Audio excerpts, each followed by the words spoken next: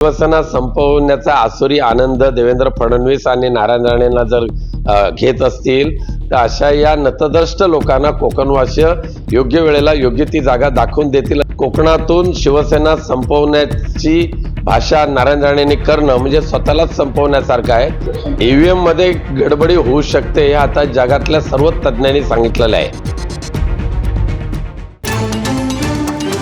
कोकणातून शिवसेना संपवण्याचा आसुरी आनंद देवेंद्र फडणवीस आणि नारायण राणेंना जर घेत असतील तर अशा या नतद्रष्ट लोकांना कोकणवासीय योग्य वेळेला योग्य ती जागा दाखवून देतील अशी मला खात्री आहे।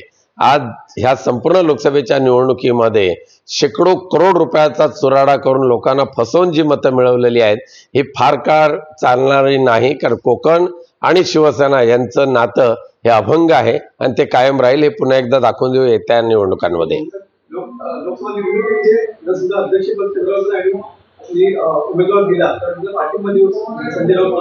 संजय राऊत साहेब म्हणाले ते बरोबर आहे, आम्ही त्या मताशी ठाम आहोत।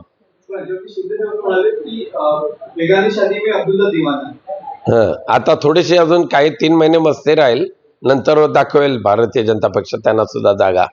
निवडणुकीच्या निकालानंतर पुन्हा एकदा तुम्ही कोकणचा दौरा सुरू केलेला आहे, तळकोकणाकडून दौरा सुरू झाला, काय म्हणता? मी कोकण हा आमचा परिवार आहे, त्या परिवारापासून आम्ही दूर राहू शकत नाहीये। त्यामुळे पराजित जरी झालो तर त्याचं खापर किंवा त्या दुःखामध्ये बुडून न जाता पुन्हा एकदा कोकणवासियांच्या सेवेसाठी मी आणि माझे सर्व सहकारी, इंडिया आघाडीचे सर्व सहकारी पुन्हा एकदा संवाद दौऱ्याच्या निमित्ताने बाहेर आलेलो आहोत। आणि त्यामध्येच आणखी कोकण पदवीधर मतदारसंघाच्या निवडणुकीमध्ये काँग्रेस पक्षाचे ज्येष्ठ नेते रमेशभाई कीर यांना उमेदवारी दिली असल्यामुळे त्यांच्या विजयामध्ये आम्हाला अग्रभागी व्हावंच लागेल, प्रयत्न करावेच लागतील, या उद्देशाने आम्ही बाहेर पडलेलो आहोत। मला आनंद आहे आमच्या आदरणीय रमेशभाई कीर यांना काँग्रेस आणि इंडिया आघाडीने कोकण पदवीधर मतदारसंघाची उमेदवारी दिलेली आहे आणि आम्ही सर्वच इंडिया आघाडीचे सर्वच पक्ष आणि कार्यकर्ते पदाधिकारी एकजुटीने एक विचाराने आणि अत्यंत प्रयत्नपूर्वक ही पदवीधर मतदारसंघाची निवडणूक लढू आणि रमेशभाई कीर यांना निवडून आणण्यासाठी आटोकाट प्रयत्न करू। नारायण राणेंनी परवा सांगितलं की शिवसेनेला मी कोकणातून हद्दपार केलं। आज सामनावीस आग्रलेख आहे, 3 पराभवानं राणेंना आम्ही धूळ चालली अशी स्वरूपात तो आग्रलेख आहे, काय सांगा? खरं म्हणजे नारायण राणे आणि त्यांच्या कुटुंबियांना आम्ही 4 वेळेला पराभवाची धूळ चाकलेली आहे। आता पैशाचा वारेमाप वापर करून, धनशक्तीचा वारेमाप वापर करून जरी काठावर पास झालेले जरी असले तरी सुद्धा कोकणातून शिवसेना संपवण्याची भाषा नारायण राणेंनी करणं म्हणजे स्वतःलाच संपवण्यासारखं आहे। शिवसेनेला संपवणारी औलाद जन्माला यायची आहे। राज्य मंत्रिमंडळाचा विस्तार पाहायला मिळण्याची शक्यता वर्तवली जाते, अनेक दिग्गजांचे परत नावं येत आहेत, कसं बघताय? आउटगटकेचं आता असलेलं ते मंत्रिमंडळ असेल, इनमेन 3 महिन्याचं मंत्रिमंडळ, पण ऑक्टोबरमध्ये ज्या वेळेला निवडणुका होतील महाराष्ट्र विधानसभेच्या, पुन्हा एकदा महाराष्ट्रामध्ये या वेळेला कोणत्याही परिस्थितीमध्ये इंडिया आघाडीचंच सरकार येईल अशी 100% खात्री आहे। सामंत आणि राणे यांच्यामध्ये पॅनल वॉर सुद्धा पाहायला मिळत आहे, सिंधुदुर्गमध्ये पॅनलचं वॉर पाहायला मिळते। ह्या असल्या बॅनरबाजीला मी फार महत्व देत नाही, मला काय त्याच्यावर भाष्यही करायचं नाही। प्रकाश शेंगे म्हणतात की 57 लाख बोगस पूर्वी नोंदी रद्द करा अशी त्यांनी मागणी केलेली आहे आणि सगळी सोडल्यानंतर जीआरला त्यांनी विरोध केलेला पाहायला मिळतो। योग्य तो याबाबत दोन्ही समाजाचे नेते बसतील आणि मार्ग काढतील।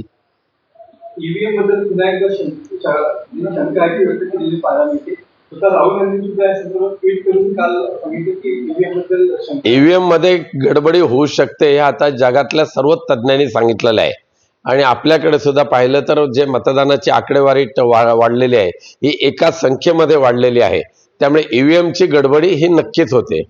पराभव जिव्हारी लागला म्हणून या सर्वांचा आरोप करण्याचं थेट शिंदे म्हणतात, पण ज्या अमोल कीर्तीकरांच्या इथे तो प्रशासकीय यंत्रणेला हाताशी धरून ज्या पद्धतीने विजय प्राप्त केलेला आहे शिंदे गटाने, हे लोकांनी पाहिलंय की कशा पद्धतीची आता हेराफेरी झालेली आहे ती।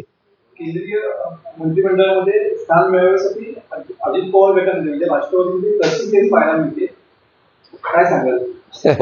इन मीन एक खासदार निवडून आलेला आहे, त्यांना सुद्धा ते मंत्रिपद देत असतील तर स्वतःच्या बायकोलाच घेतील.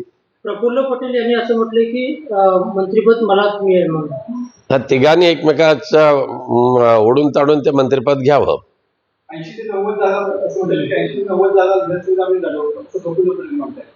आम्हाला त्यांची काळजी नाही, निश्चिंत त्यांचा आणि अभ्यास करत नाही. इंडिया आघाडीच्या वतीने योग्य तो जागा वाटपचा फॉर्म्युला ठरला की महाराष्ट्रामध्ये इंडिया आघाडीचं सरकार स्थापन करायच्या निर्धाराने आम्ही कामाला लागलो आहोत. आम्ही रिलॅक्स राहिलो म्हणून आमचा तळावर म्हणजे बऱ्याच ठिकाणी सीट गेले असं मुख्यमंत्री एकनाथ शिंदे म्हणतात. ठीक आहे, गिर गई तो भी टांग ऊपर.